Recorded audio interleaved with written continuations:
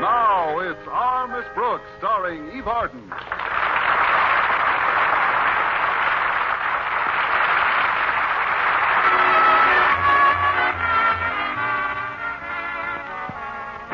The life of an average school teacher tends to run along a fairly smooth and even path. But if that teacher's name is Constance Brooks and she teaches English at Madison High School, that path is apt to be not quite so smooth and even. Somehow, while most girls go through life attracting boys, I go through it attracting accidents. Wednesday, as I was leaving Clay City High after a visit with a friend, I hit the jackpot of all accidents. I was walking toward the elevator, my mind off in space, when a few seconds later, so was I.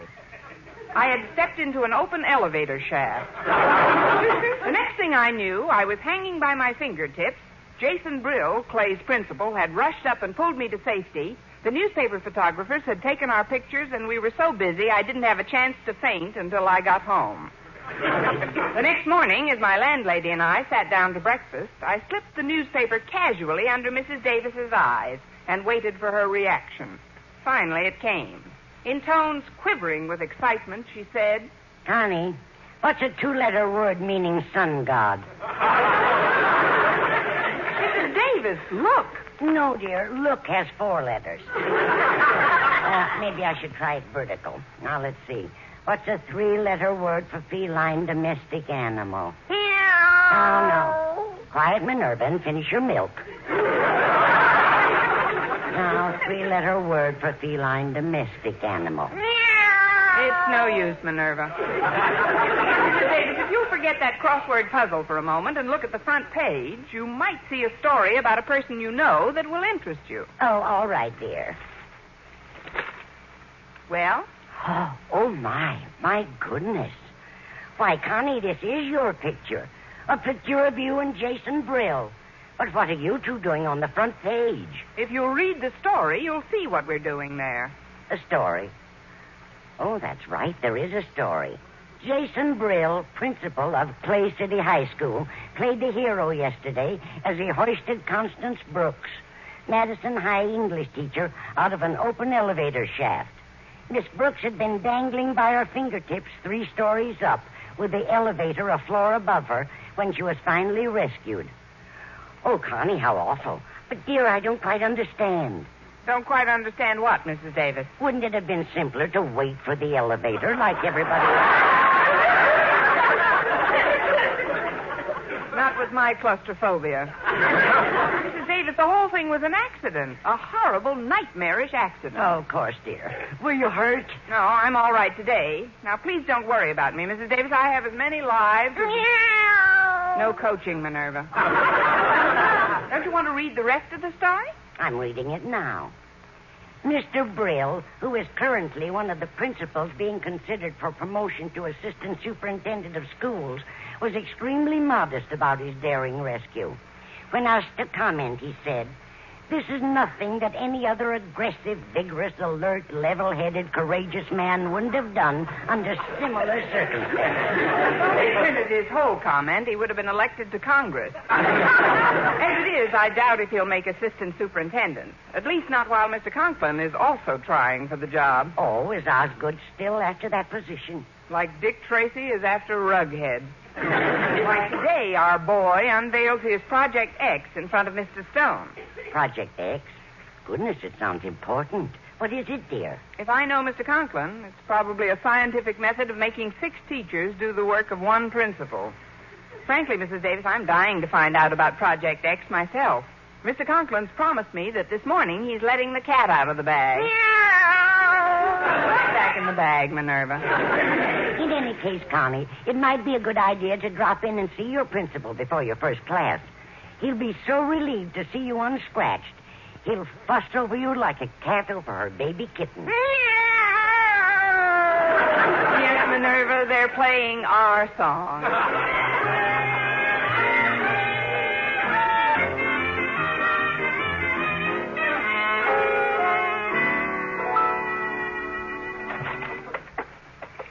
Well, here I am, Mr. Conklin, in perfect health, none the worse for wear, not a scratch on me, and ready to start the day's work with a brave smile. So don't you worry one bit. Sit down, you traitor. Huh? Mr. Conklin, didn't you read the story about me in the morning paper? 7 times. Miss Brooks, you knew I was in a life-and-death struggle with Jason Brill for assistant superintendent. You knew that making him a hero would practically ruin my chances. For lo, these many years, you have been enjoying all of your accidents right here at Madison. And now, when I need you most, why did you have to take your business elsewhere? It was rather thoughtless of me, sir. And I was so confident that when I unveiled my Project X before Mr. Stone at 3 this afternoon, it would dwarf all of Brill's recent projects. But now, with his hero story... Is this your Project X, sir? This desk microphone and the instrument panel with push buttons? Yes. It's an amplifying system. Sitting right here in my office, I can press buttons and hear what's going on in any classroom or hallway. I can check on my teachers and students at any time. Board of Education was delighted when I suggested they try out the system at Madison. Would you show me how it works, sir? Well, I had promised my daughter Harriet she would be the first to hear it this morning, but I don't know what's happened to her. Oh, I'm certain she wouldn't mind if I heard it first. No, I suppose not. Well, all right, I'll flick it on.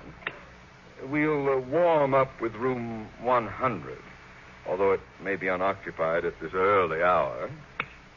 Oh, come on, Harriet. Just one little kiss. No, Walter. Daddy wouldn't like it. Who wants to kiss him? Please, Harriet. One teensy-weensy little kiss. Denton, unpack her this instant. What?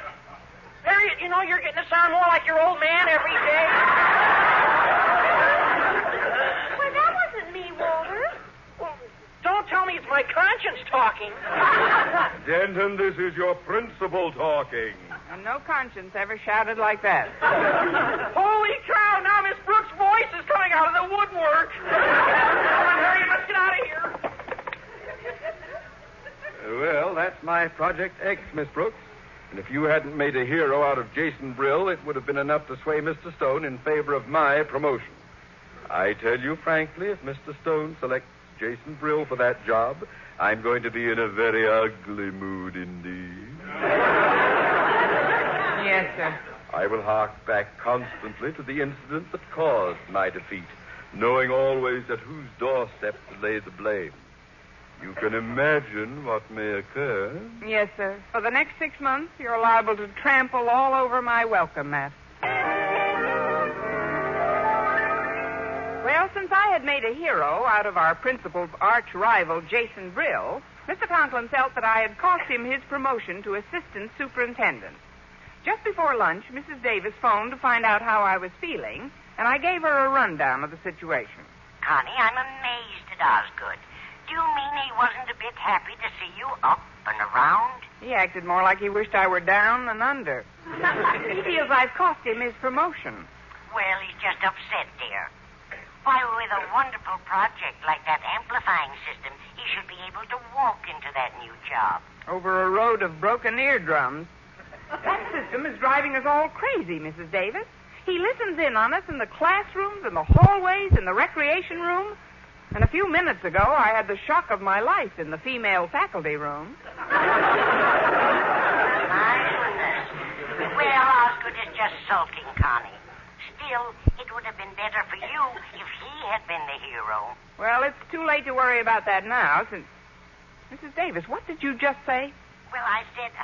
Oh, goodness, Connie, I'm afraid I wasn't paying attention. What did I say? Yes. Why not? No, I'm certain I didn't say yes. Why not? Mrs. Davis, you're a lifesaver. Well, goodbye now. I've got to meet Mr. Boynton in the lunchroom and break the good news to him. Good news? What good news, Connie? That at 3 p.m. today, he's going to be rescued by Mr. Conklin from a terrible accident.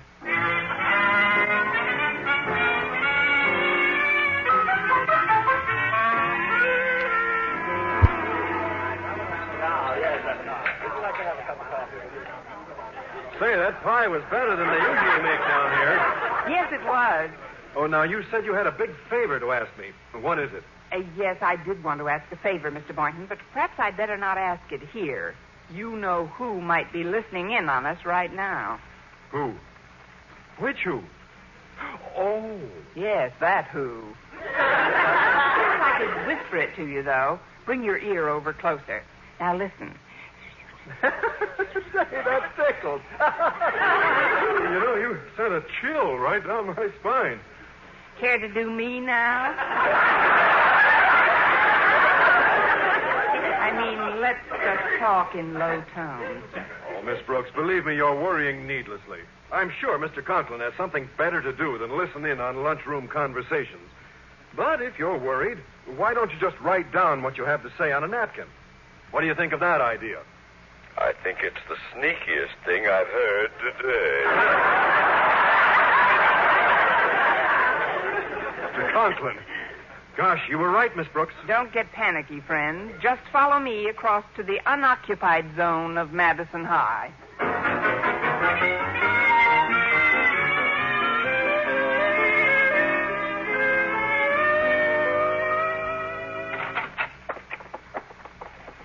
We'll be perfectly safe from him here in the boiler room, Mr. Boynton. There isn't a wire in the place, see?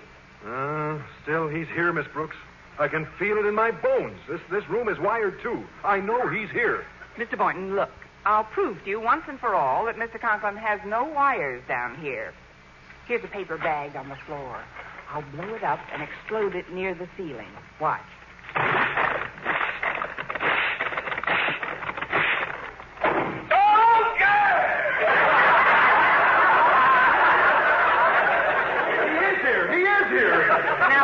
Mr. Boynton, get up off your knees. I can't hear. What happened to my eardrum? Where is everybody? Mr. Conklin? I can't hear. Say something, somebody. Please. Mr. Conklin, can you hear me, sir? Talk, somebody. I can't hear a thing. Say something, somebody. Go jump in the lake, fish face.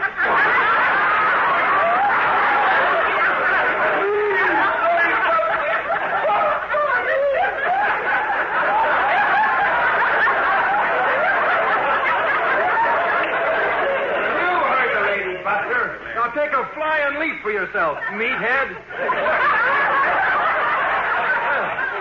You hear what I called him, Miss Brooks? If it's a question of your getting the Medal of Honor, I'll be your witness. Well, now that Mr. Conklin can't hear us, what was that big favor you wanted? Mr. Stone is coming over at 3 this afternoon to hear the amplifying system in action. And when he presses the button to hear what's going on in your laboratory, I was wondering if you could be in the midst of a fake accident yelling for help. Oh, I see. You mean if I have this fake accident and Mr. Conklin saves me, Mr. Stone may pick him for that promotion and we'll be rid of him and his amplifying system. You ain't just burning your Bunsen, Boynton. That's right, I mean. Now, just in case Mr. Conklin has regained his hearing, let's go outside and talk over the details. Oh, all right, Miss Brooks. Follow me. This back door leads to the athletic field, and I'm sure that no one... Father will never hear us here in the boiler room, Harriet. Not a chance. Believe me. But are you sure, Walter? Well, just to play it absolutely safe, I'll test. Ah, come on, Harriet. Give me a kiss. Just one little kiss. Yeah, it's okay, Harriet. If he'd heard me, his bark would have exploded the boiler room by this time. Now, what do you think of my plan? Well, making a hero of Daddy in front of Mr. Stone sounds pretty fantastic to me. Fantastic? What's fantastic about it? It's simple. When Mr. Stone tries out the sound system and contacts the boiler room, I pretend the water pipes have exploded and I'm practically drowning. And then Daddy hears you hollering, dashes down, and rescues you, huh? Yeah, that's the idea. Now, what could be... Harriet, I just got a terrible thought. What?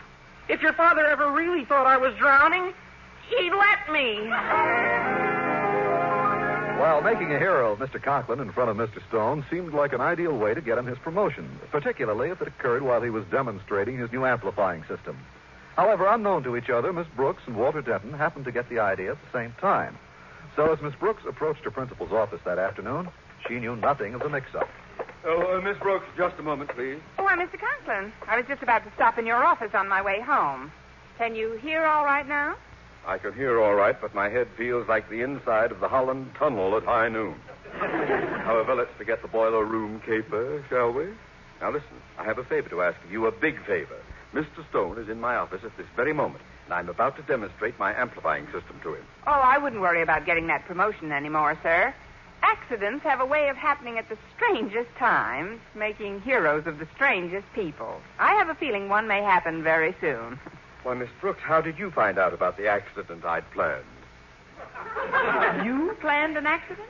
And you will play a key role in it. What are you going to do, push me off the roof? Oh, what a perfectly delightful... Miss Brooks, this accident again involves an open elevator shaft. If you look 10 feet in front of you, the shaft is open. Oh, no, sir, not again. Don't ask me to do it again. My fingertips are all worn out. Listen, we've got to act quickly. I've made arrangements with our home economics teacher, Miss Miller, to cling from that open elevator shaft in exactly 2 minutes. At that time or before, you will come into my office screaming for help, and I shall bound to the rescue. Oh, before you go, sir, we'd better synchronize our accident. You see, And don't worry about Miss Miller. Even if she does let go, it's only a 4-foot drop, and I have several mattresses underneath to break her fall. But, sir, believe me, it won't be necessary. Do as I say, Miss Brooks. Give me a moment or two with Mr. Stone, and then go into your act. But, Mr. Conklin, Ah, there you are, Conklin.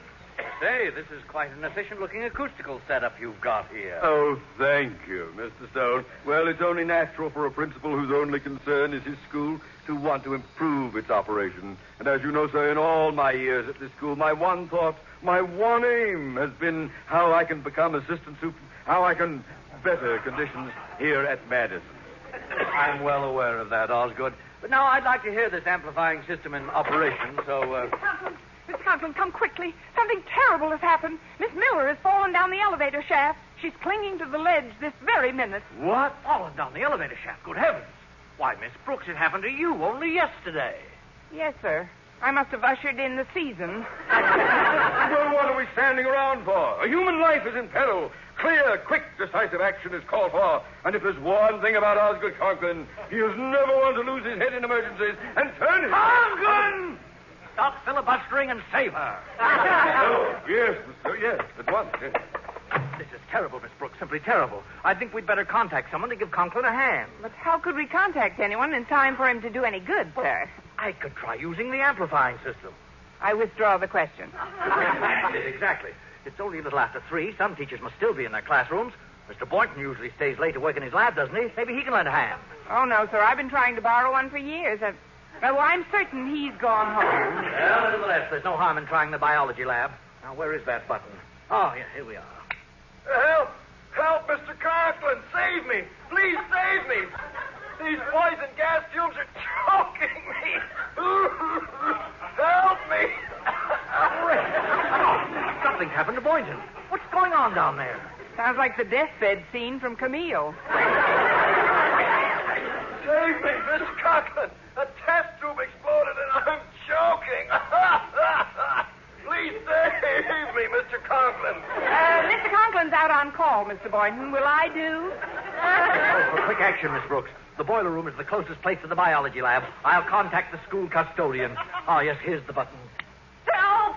Save me, Mr. Conklin! Oh, the water's up my neck! Save me! It's getting higher! I'm drowning! Save me, Mr. Conklin! Good grief.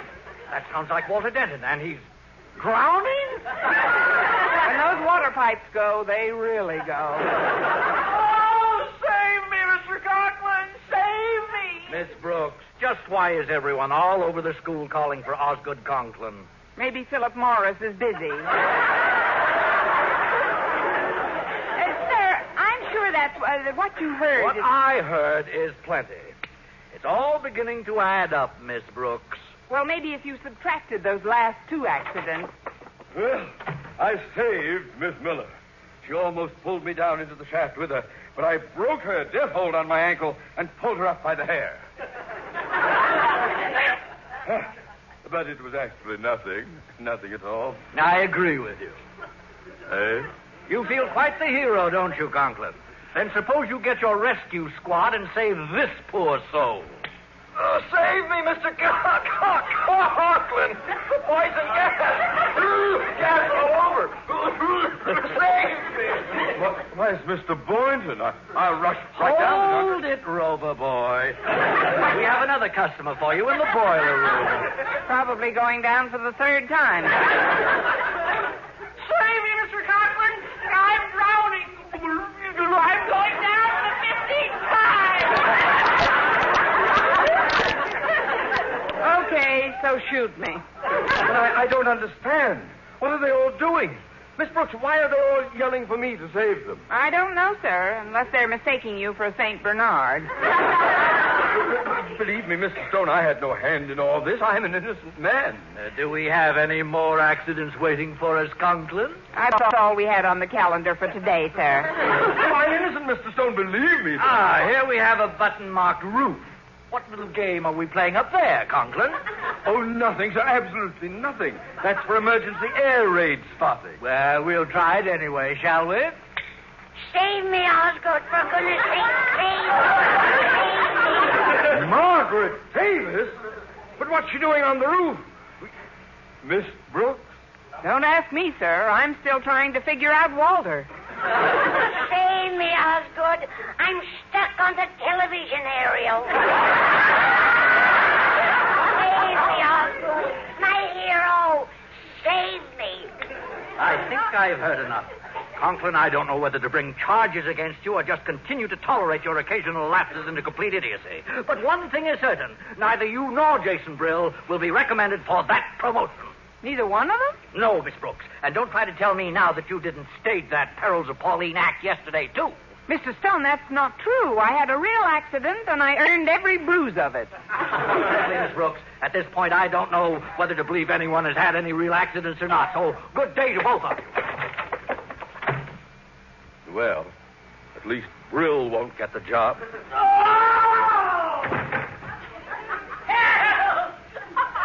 What was that? Oh, it's Mr. Stone, sir. He fell down that open elevator shaft. Now, isn't that a shame?